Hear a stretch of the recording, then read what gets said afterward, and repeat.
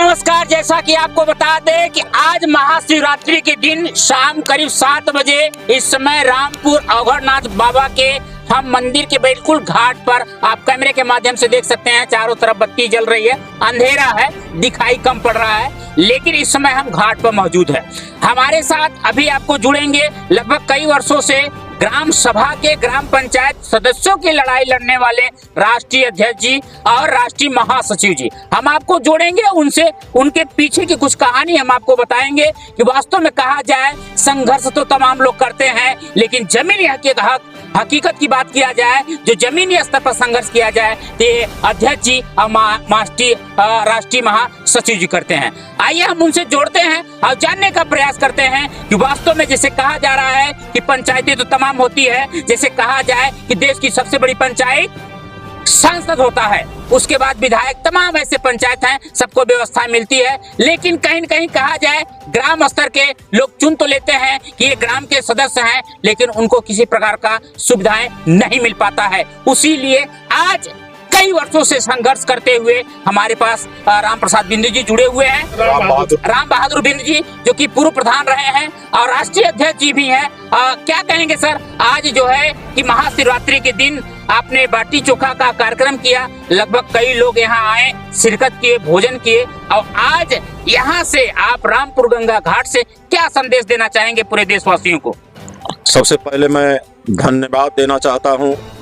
आज महाशिवरात्रि के शुभ अवसर पर सभी भारत के हर गांव के लोगों को और खास करके मैं अखिल भारतीय ग्राम पंचायत सदस्य समिति की तरफ से भारत के हर गांव के ग्राम पंचायत सदस्यों को बहुत बहुत बधाई देता हूं और पूरे देशवासियों को आने वाले भविष्य के लिए बहुत बहुत शुभकामना हो।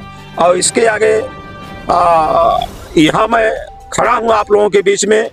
ये सामने अघोरनाथ का एक घाट स्थल है और आपके 100 मीटर की दूरी पर बाएं तरफ हमारे तरफ रामपुर घाट है, जो एक इस क्षेत्र का, इस जिले का, इस पूर्वांचल का, एक उत्तर प्रदेश का एक अहम स्थान है। और मैं 1 जनवरी 2016 से इस लड़ाई को शुरुआत किया हूं। हमने इस लड़ाई की इसलिए शुरुआत किया कि देश की सबसे बड़ी पंचायत सदस्यों को और प्रदेश की पंचायत सदस्यों को सरकारी खजाने से लाखों करोड़ों का महीना, चाहे वो बिजली विभाग हो, पानी जल हो, हवाई यात्रा हो, रेल यात्रा हो, सरकारी बंगला हो या उनको पेंशन हो, वेतन हो, तमाम सरकारी खजाने से उनको सुविधा मिलता है। उसी तरीके प्रदेश की पंचायत सदस्यों को भी सुविधा मिलता है सरकारी खजाने से। आज तक देश की आजादी 75 वर्ष बीत जाने के बाद 75-76 हो गया, इसके बावजूद भी सरकारें आई चली गई, कितने की आई चली गई, लेकिन आज तक कोई गांव के पंचायत सदस्यों का कोई सुध लेने का काम नहीं किया है। हमने जानना चाहते हैं, देश की सबसे बड़ी पंचायत सदस्य चुनाव लड़ता है, सरकारी खजाने में पैसा जमा होता है, उसी तरीके प्रदेश की पंचायत सदस्य चुनाव लड़ते हैं, सरकारी खजाने में पैसा जमा करते हैं। उसी तरीके का गांव का पंचायत भी सदस्य जो चुनाव लड़ता है वो भी तो सरकारी खजाने में पैसा जमा करता है।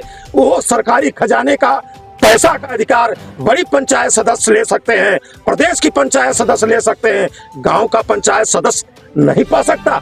ये बाबा साहब जो पंचायती व्यवस्था दिए हैं, ये देश का कानून लाए हैं, सबके लिए बराबर होना चाहिए, सबके अधिकार की बात होनी चाहिए। इसलिए बाबा साहब ने ये संविधान बनाया, ये व्यवस्थाएं दी हैं। तो मैं जानना चाहता हूं, आदरणीय प्रधानमंत्री आपसे बढ़कर कोई नहीं है।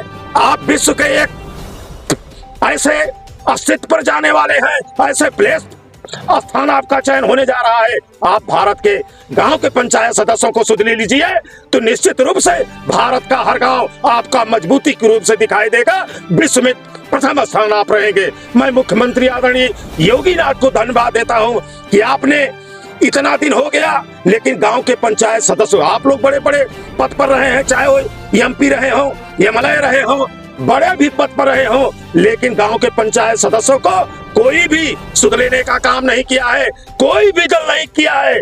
मैं जानना चाहता हूं, समय थोड़ा रात्रि का है, मैं निवेदन करना चाहता हूं, सरकार आएगी जाएगी, लेकिन मैं इस स्थल पर, और ये धर्म स्थल है, सत्य का स्थल है, मैं वहां खड़ा होकर आदरणीय मोदी जी, आदरणीय योगी जी, आप गांव के पंचायत सदस्यों को और जो भी अधिकार हो इनको मिलना, जैसे आप लोग बड़ी पंचायत और प्रदेश की पंचायत ले रहे हैं, सभी प्रदेश के जितने भी मुख्यमंत्री हैं, मैं तो चाहता हूं सभी गांव के पंचायत सदस्यों को आप लोग सुख सुविधा देने का काम करिएगा, और इससे ज्यादा मैं कुछ नहीं कहूंगा। लेकिन एक प्रश्न मेरा ये है कि इस समय मैं भदोही जिले के रामपुर घाट के अवघड़नाथ बाबा मंदिर पर उपस्थित हूँ। लगभग 7 बज रहा है। यहाँ से आज हमारे जिले के, अर्थात आप तो राष्ट्रीय अध्यक्ष हैं, राष्ट्र के प्रति संदेश दे रहे हैं, लेकिन हमारे जिले के जो सदस्य हैं, जो ग्राम पंचायत सदस्य हैं, उनको क्या संदेश देना चाहेंगे आज के आपके मुखार बिंदु से? मैं चाहता हूं इस जिले के जितने भी ग्राम पंचायत सदस्य हैं, सक्रिय हो जाओ। ये लूट रहे हैं, सचिव से लेकर ये सरकारी मशीनरी आपको लूट रही है, आपके गांव को लूट रहा है, और आप लोग जागरूक नहीं होंगे, अपने अधिकार का समझेंगे नहीं, बाबा साहब ने जो आपको अधिकार दिया है उस अधिकार को समझेंगे नहीं, तो आप लोग लूटे जा रहे हैं, आपका गांव लूटा जा रहा है। इस चीज को मैं सभी ग्राम पंचायत सदस्यों को, मैं अपने जिले के जिम्मेदार ग्राम पंचायत सदस्यों को कहना चाहता हूं, खड़े हो जाओ, और जिस दिन खड़े हो जाओगे 5 सदस्य खड़ा होगा, राम बहादुर बिंद वहां खड़ा दिखाई देगा, चाहे एसपी हो, डीएम हो, कोई भी जिला का अधिकारी हो, अगर आपकी बात नहीं सुनी जाएगी तो राम बहादुर वहां आपके 5वां व्यक्ति दिखाई देगा।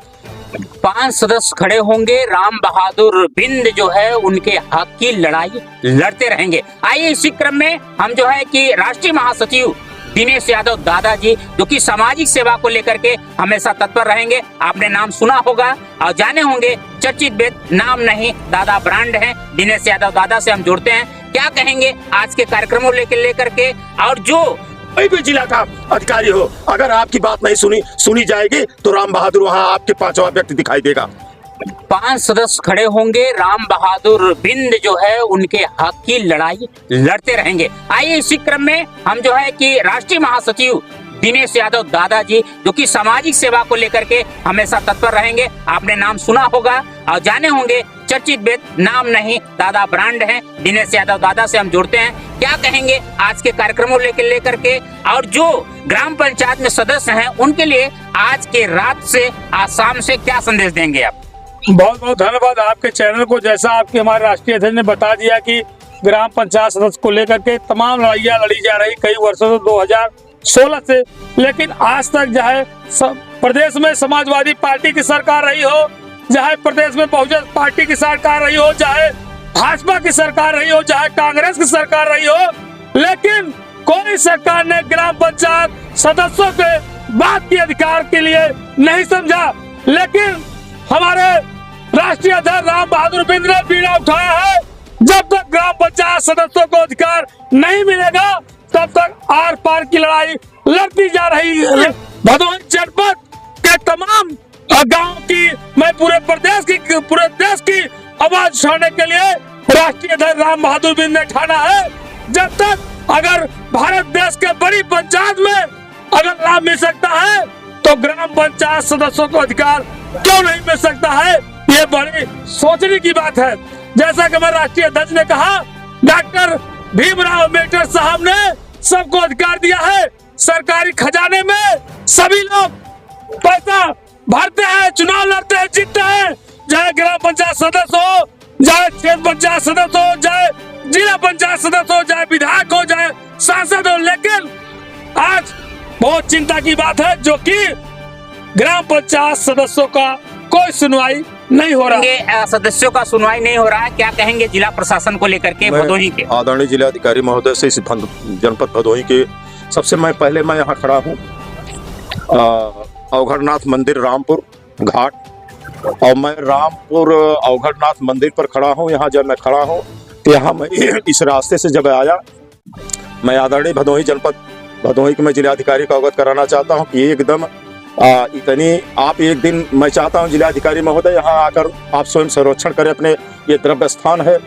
और आपको आना चाहिए गंगा घाट पर, अवघड़नाथ के स्थान पर। आप स्वयं कई मीटर है, कितना है, आप नाप कर नपवा कर और यहाँ बनवा दीजिए, क्योंकि यहाँ आने जाने वाले लोगों का कम से कम प्रतिदिन 1000, 2000, 4000, 10,000 प्रतिदिन आना जाना रहता है।